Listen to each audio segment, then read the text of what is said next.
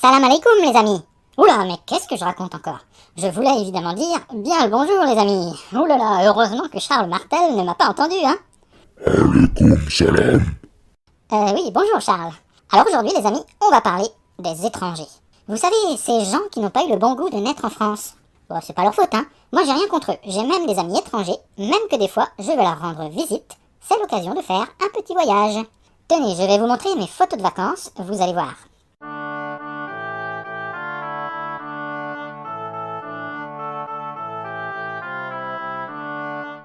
Alors là, c'est moi quand je suis allé en Hongrie. La Hongrie, c'est sympa. Le parti au pouvoir, c'est le Fidesz. C'est un allié du Rassemblement national au Parlement européen. Le Fidesz, il fait plein de choses rigolotes.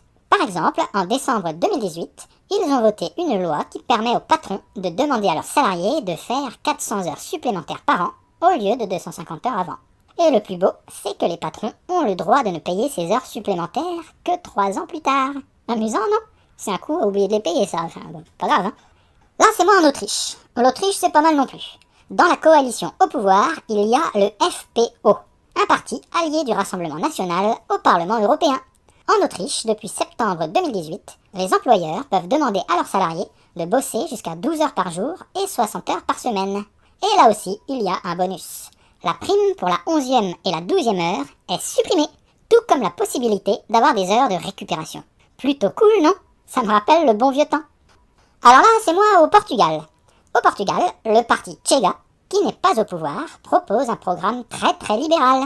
La réforme fiscale qu'il préconise augmenterait les impôts pour ceux qui gagnent moins et diminuerait les impôts pour ceux qui gagnent plus. Logique.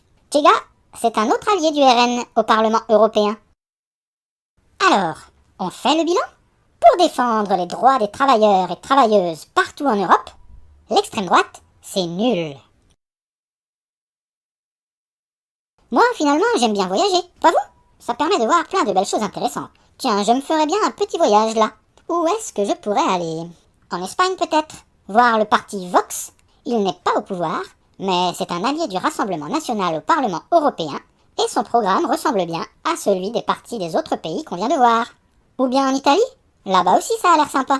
Le parti La Lega est dans la coalition au pouvoir, et au Parlement européen, c'est un allié du Rassemblement national, eh oui!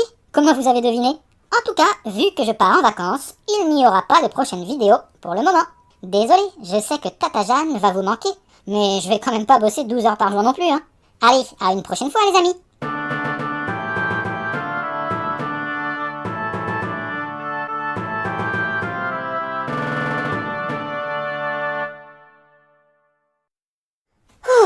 Bon ben, je suis pas mécontente de faire une pause là, hein.